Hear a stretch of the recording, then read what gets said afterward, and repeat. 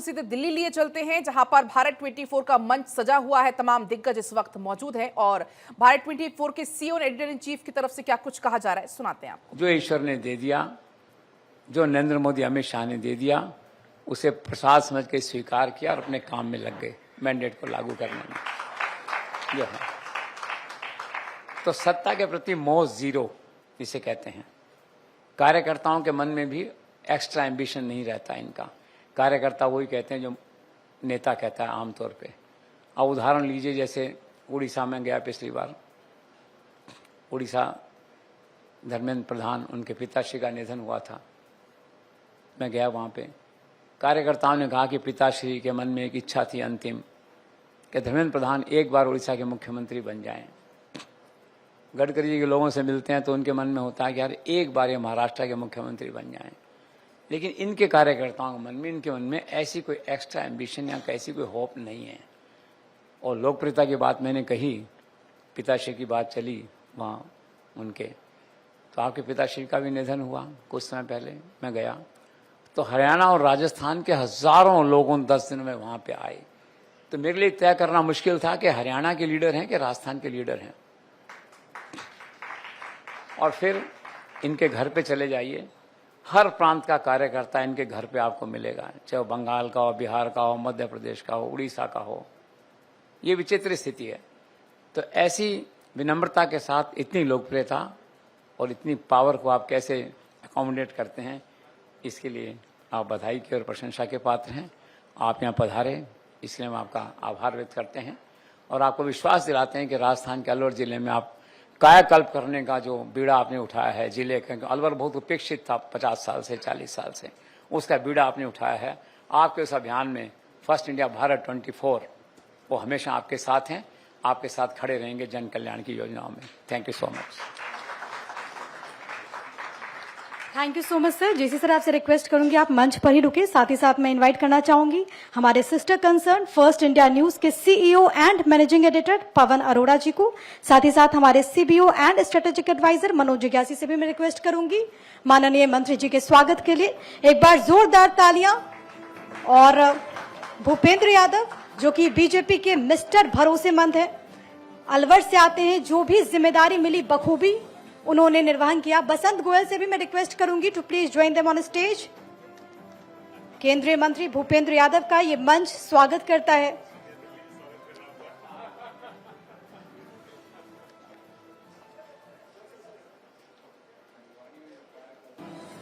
राजस्थान से आते हैं और क्योंकि आज पवन सर भी इस मंच पर मौजूद हैं, राजस्थान का नंबर 1 और लोकप्रिय चैनल है फर्स्ट इंडिया न्यूज, और जेसी सर की लेगेसी को पवन सर बहुत बेहतरी के साथ निभा रहे हैं। Thank you so much sir. और हम अब सत्र को आगे बढ़ाएं उससे पहले माननीय मंत्री जी, हमारी टीम ने आपके राजनीतिक सफर के ऊपर एक ऑडियो विजुअल क्लिप बनाया है, तो मैं चाहूंगी कि प्लीज आप वो भी एक बार जरा देखें, उसकी एक झलक अपने दर्शकों को हम दिखा देते हैं। भारत की राजनीति में कुछ व्यक्तित्व ऐसे होते हैं जिनका जीवन प्रेरणा का स्रोत बन जाता है। ऐसा ही एक नाम है भूपेंद्र यादव। एक साधारण परिवार से निकलकर देश के केंद्रीय मंत्रिमंडल तक का सफर तय करने वाले भूपेंद्र यादव का जीवन समर्पण, मेहनत और देश सेवा का प्रतीक है। भूपेंद्र यादव मात्र 7 साल की उम्र में ही राष्ट्रीय स्वयंसेवक संघ से जुड़ गए थे। भूपेंद्र यादव राजस्थान के अजमेर के रहने वाले हैं। गवर्नमेंट कॉलेज अजमेर से कानून की पढ़ाई की, सुप्रीम कोर्ट के वकील भी हैं। भूपेंद्र यादव गवर्नमेंट कॉलेज अजमेर के छात्र संघ अध्यक्ष और 1992 में गुरुग्राम में भाजपा युवा मोर्चा के अध्यक्ष भी रह चुके हैं। 2009 तक एबीवीपी में महासचिव और 2010 में बीजेपी के नेशनल सेक्रेटरी बने। पार्टी ने 2012 में भूपेंद्र यादव को पहली बार राज्यसभा भेजा और फिर 2013 में राजस्थान प्रभारी की बड़ी जिम्मेदारी सौंपी। 2014 में प्रमुख का राष्ट्रीय महासचिव बनाया। 2018 में बीजेपी ने राजस्थान कोटे से दोबारा भूपेंद्र यादव को राज्यसभा भेजा।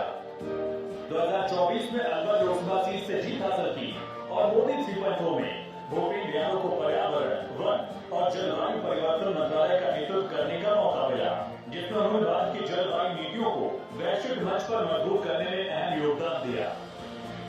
भूपेंद्र यादव कई राज्यों के चुनाव में बीजेपी के लिए न सिर्फ लकी रहे बल्कि अपनी संगठन क्षमता का लोहा भी मनवा चुके हैं। अमित शाह के साथ बीजेपी की संगठनात्मक रणनीतियां तय करने के लिए जाने जाते हैं। चाहे 2013 में राजस्थान का विधानसभा चुनाव हो या फिर 2014 में झारखंड और फिर 2017 में हुए गुजरात और उत्तर प्रदेश के चुनाव या फिर महाराष्ट्र का चुनाव, 2023 में मध्य प्रदेश के चुनाव में भी भूपेंद्र यादव को बड़ी जिम्मेदारी दी गई थी। कई राज्यों में बीजेपी के उन्होंने पर्दे के पीछे रहकर पार्टी को ऊंचाइयों पर पहुंचाया। भूपेंद्र यादव का जीवन एक मिसाल है, दृढ़ संकल्प और मेहनत से कोई भी लक्ष्य असंभव नहीं है और इसीलिए उन्हें बीजेपी के चाणक्य अमित शाह का मिस्टर भरोसेमंद भी कहा जाता है। आइए हम सब मिलकर उनके प्रेरणादायी सफर को सलाम करें, उनके मार्गदर्शन में एक विकसित भारत के सपने को साकार करें। तो एक बार जोरदार तालियां बीजेपी के मिस्टर भरोसेमंद भूपेंद्र यादव जी के लिए। और अब मैं रिक्वेस्ट करूंगी शिखा ठाकुर से इस सत्र के संचालन के लिए, और कई सारे सवाल जो कि पर्यावरण संबंधी आपके जहन में है, आज ये मंच जानने की कोशिश करेगा। शिखा, ओवर टू यू। बहुत स्वागत का भारत 24 के इस मंच पर। और जैसे ही सर आप यहाँ पर आए, मुझे सबसे पहले मेरे जहन में एक ही बात आई कि आज पूरे देश को आपकी जरूरत है, इस डिपार्टमेंट की जरूरत है, क्योंकि ग्लोबल वार्मिंग से जैसे आज देश और दुनिया जूझ रहा है। कल भी प्रधानमंत्री मोदी ने बहुत सारे विकास परियोजनाओं की सौगात दी है और एनटीपीसी उसमें शामिल है। तो जाहिर तौर पर जो विकास है वो दर आगे बढ़ रहा है, लेकिन सर सबसे बड़ी समस्या प्रदूषण को लेकर है, और खासतौर पे चूंकि हम दिल्ली एनसीआर में रहते हैं तो ये एक मेजर प्रॉब्लम है। हमारी डिपार्टमेंट किस तरीके से काम कर रही है?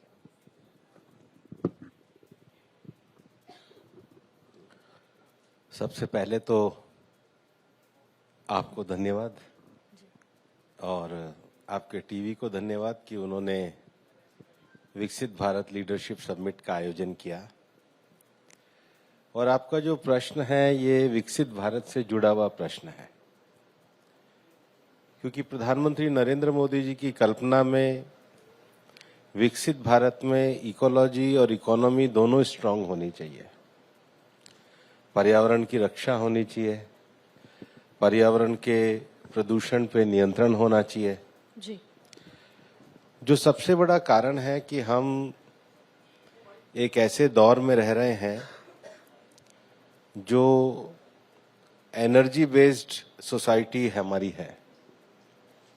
अब ये जो इतना एनर्जी का कंजम्पशन है, इसका साइड इफेक्ट ये है कि उतना ही कार्बन एमिशन होता है एनर्जी के उत्पादन में। तो भारत ने दुनिया को के सामने जो अपना संकल्प किया है, जिसको भारत के एनडीसीज कहते हैं, नेशनल डिटरमिन्ड कंट्रीब्यूशन, उसमें हमने 3 क्वांटिटी लक्ष्य तय किए थे। पहला, हम अपना इकोनॉमिक ग्रोथ जब करेंगे तो उसके साथ उस टेक्नोलॉजी पे जाएंगे जो कार्बन एमिशन को कम करती हो जी। इसका जो लक्ष्य हमने 2030 के लिए 40% रखा, उसको हमने 2021 में ही प्राप्त किया। जी। दूसरा लक्ष्य भारत ने यह दिया कि एनर्जी उत्पादन में भारत जो अपनी क्षमताओं को बढ़ाएगा, उसमें रिन्यूएबल क्षेत्र में क्षमताओं को बढ़ाएगा जिससे कार्बन एमिशन कम हो जी। और उसको लेकर के भी हमने अपने लक्ष्य को प्राप्त किया। लेकिन जो सबसे बड़ी समस्या है कि हमारे मेजर सिटीज जो हैं वो पॉल्यूशन के शिकार हैं, और उस पॉल्यूशन का कारण एनर्जी उत्पादन के साथ साथ व्हीकल पॉल्यूशन है, इंडस्ट्रियल पॉल्यूशन है, कंस्ट्रक्शन है, पेड़ों का कम होना है, डस्ट है। और उसके लिए हमने एनकैप के अंतर्गत, नेशनल क्लीन एयर प्रोग्राम के अंतर्गत 131 सिटीज को चुना और उनमें क्या नवाचार हो सकते हैं, क्या नए प्रयोग हो सकते हैं, और अब हम उनकी लगातार एक रैंकिंग भी बनाते हैं जी।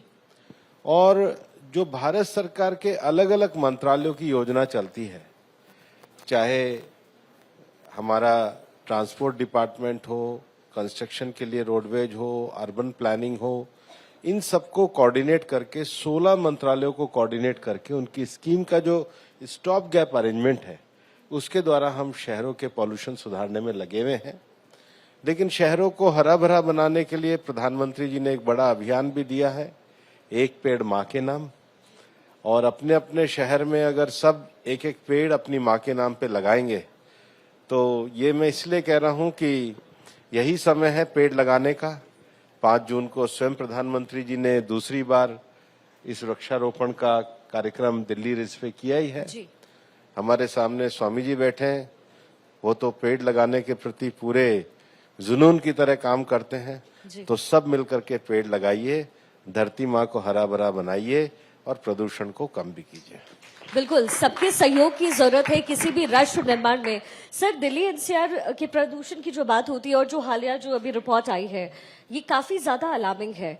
सिर्फ ग्रैप लागू करना, क्या इसका कोई ऑप्शन या विकल्प नजर नहीं आता आगे? क्योंकि सर इससे लोग भी बहुत प्रभावित होते हैं। गाड़ियों पे हम ऑड इवन लगा देते हैं या जो भी सिचुएशन क्रिएट होती है सरकार फैसला लेती है। क्या किसी और विकल्प के बारे में इस समय हम सोच रहे हैं?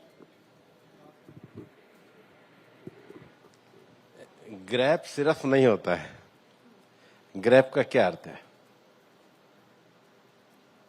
बताइए? अलग अलग फेजेस में लगते हैं सर। नहीं है, प्रदूषण क्या को है? कम, ग्रैप क्या है? बेसिकली जो प्रदूषण का लेवल है वो बढ़ता है तो अलग फेजेस में लगा। नहीं तो क्या है ये? अलग अलग फेजेस पे प्रदूषण बढ़ने के कारण होते हैं। जी। तो जो सबसे, आप ऐसा तो नहीं है कि दिल्ली में सारी आबादी की सब गतिविधियां एक साथ बंद करेंगे।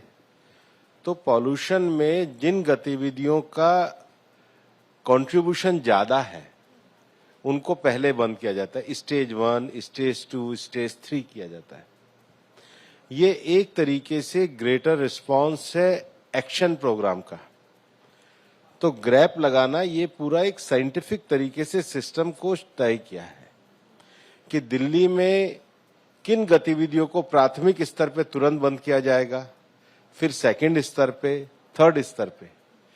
क्योंकि पॉल्यूशन का जो एक बहुत बड़ा कारण है वो कार्बन का उत्सर्जन है और वो मानवीय प्रकार के विभिन्न गतिविधियों के कारण होता है। फिर इसको नापोगे कैसे? तो PM 2.5, PM 10 एक पैरामीटर्स होते हैं कि हवा में कौन कौन से कण हैं जो प्रदूषण को फैलाते हैं। तो हवा की गुणवत्ता और क्वालिटी कैसी है? तो सुप्रीम कोर्ट के भी परामर्श से, विभिन्न नागरिक संगठनों के परामर्श से, विभिन्न साइंटिफिक जो इंस्टीट्यूशन है उनकी रिपोर्ट से हमने एक व्यापक पॉलिसी बनाई है और ये पॉलिसी काफी सक्सेसफुल सिद्ध हुई है। इसलिए मेरा आपसे आग्रह रहेगा, इसको सिर्फ ग्रैप ना बोलिए। सिर्फ ग्रैप में अगर आपका कोई सुझाव हो तो आप भी दीजिए, उसको भी शामिल कर देंगे। जी सर, कार्बन इमिशन जिसका जिक्र आपने किया भी, लेकिन देश अब उम्मीद करता है कि नेट जीरो कार्बन इमिशन की तरफ हम आगे बढ़े और गाड़ियों में भी जो डेवलपमेंट हो रहे हैं, जिस तरीके के सर ईवीज आ रहे हैं अब, और प्रधानमंत्री मोदी इसको सपोर्ट भी कर रहे हैं, परिवहन मंत्रालय की तरफ से भी सपोर्ट किया जा रहा है, लेकिन इसको आप एग्रीगेट करके कैसे चल रहे हैं? अगर मैं सर बिजनेस के पर्सपेक्टिव से भी बात करूं। देखो, देश उम्मीद नहीं कर रहा है, देश ने संकल्प किया है। प्रधानमंत्री नरेंद्र मोदी जी का ये विजन है। जो अंतर्राष्ट्रीय पर्यावरण वार्ताएं होती हैं, उन अंतर्राष्ट्रीय पर्यावरण वार्ताओं में सबसे पहले हर देश को अपने एनडीसीज देने होते हैं, नेशनल डिटरमिन्ड कंट्रीब्यूशन। भारत दुनिया के उन चुनिंदा देशों में है जिन्होंने अपने एनडीसीज के प्रमुख लक्ष्यों को समय से 9 साल पहले पूरा किया है और रिवाइज एनडीसी पेश किए हैं। ये हमारी पहली उपलब्धि है। दूसरा, दुनिया की पर्यावरण वार्ताओं में जाते हैं तो दुनिया के सभी देशों को अपने ग्रीन हाउस गैस के जो टारगेट्स हैं, जो उन्होंने ग्रीन हाउस गैस उनका एमिशन हुआ है, वो भी हमने 2019 का प्रस्तुत किया है। और तीसरा, प्रधानमंत्री नरेंद्र मोदी जी के नेतृत्व में भारत ने 2070 के नेट जीरो के अपने लक्ष्य को दुनिया के सामने रखा है। ये विभिन्न संगठनों से परामर्श करने के बाद एक व्यापक रणनीति के तहत नेट जीरो 2070 भारत ने लक्ष्य किया है। ये लक्ष्य केवल छोटा लक्ष्य नहीं है, इसमें हमारी रिन्यूएबल की क्षमता कैसे होगी, हमारी अर्बन प्लानिंग कैसे होगी, हमारा सार्वजनिक ट्रांसपोर्ट कैसे होगा, हमारी स्मार्ट एग्रीकल्चर कैसे होगी, हमारे आने वाले समय में मॉरल वैल्यूज एजुकेशन कैसे होगी, हमारा टेक्नोलॉजिकल एडवांसमेंट कैसे होगा, हमारे नवाचार कैसे होंगे। नवाचार का अर्थ ये है, जैसे प्रधानमंत्री जी ने दुनिया को एक पेड़ माँ के नाम अभियान दिया है, उसके साथ ही साथ मिशन लाइफ दिया है, एनवायरमेंट फ्रेंडली लाइफस्टाइल। अब एनवायरमेंट फ्रेंडली लाइफस्टाइल में जो सबसे बड़ी बात है, हम एनर्जी का उत्पादन कर रहे हैं, लेकिन सेव एनर्जी इसको कैसे करेंगे, सेव वाटर इसको कैसे करेंगे, सेव फूड इसको हम कैसे करेंगे। अब दिल्ली में आज मान के चलो कि आबादी करोड़ों की संख्या में है, तो इतना रोज जो सॉलिड वेस्ट आता है, इस सॉलिड वेस्ट का मैनेजमेंट कैसे करोगे। हर घर में हर रसोई तक 70% आइटम प्लास्टिक के हो गए हैं जिनको फेंक दिया जाता है, तो ई वेस्ट मैनेजमेंट कैसे करोगे। और उसके साथ ही साथ सिंगल यूज प्लास्टिक के बैन पे क्या कार्रवाई करोगे। और सबसे बड़ी बात है, जीवन को अच्छा जीना है तो हेल्दी लाइफस्टाइल कैसे अपनाओगे। ये सब व्यापक नीति का हिस्सा है जिसको हम मिशन लाइफ के अंतर्गत भी प्रचारित करते हैं। और नेट जीरो 2070 भारत ने पूरा डॉक्यूमेंट प्रस्तुत किया है। किसी दिन आप एक नेट जीरो 2070 पे अपने टीवी पे भी कार्यक्रम करिए, उस डॉक्यूमेंट की चर्चा करिए, क्योंकि इतने थोड़े समय में वो होना संभव नहीं है। बिल्कुल। उसको व्यापकता से अध्ययन करके सबके सामने रखिए। जो नए सुझाव आएंगे उनका भी हम स्वागत करेंगे। बिल्कुल सर, हम ऐसा जरूर करेंगे। और भारत 24 अक्सर जब भी सर बात खासतौर पर पर्यावरण की होती है तो उसके टुवर्ड्स हम अपनी चेतना से जरूर काम करते हैं। सर, अब कुछ सियासी खबरों का भी रुख कर लेते हैं। आने वाले दिनों में बिहार में चुनाव होने हैं और मैं खुद सर बिहार से हूं। प्रधानमंत्री मोदी ने मिथिलांचल पर बहुत फोकस किया है, लेकिन बिहार में इस समय क्या स्थिति परिस्थिति आप देख रहे हैं? एनडीए की सरकार बनने जा रही है जी। मुख्यमंत्री के सर नाम की चर्चाएं भी बहुत हो रही। तो एनडीए तय करेगा। और नीतीश जी के नेतृत्व में चुनाव चल रहा है और नीतीश जी ने बड़ी सक्षमता के साथ बिहार को आगे बढ़ाया है।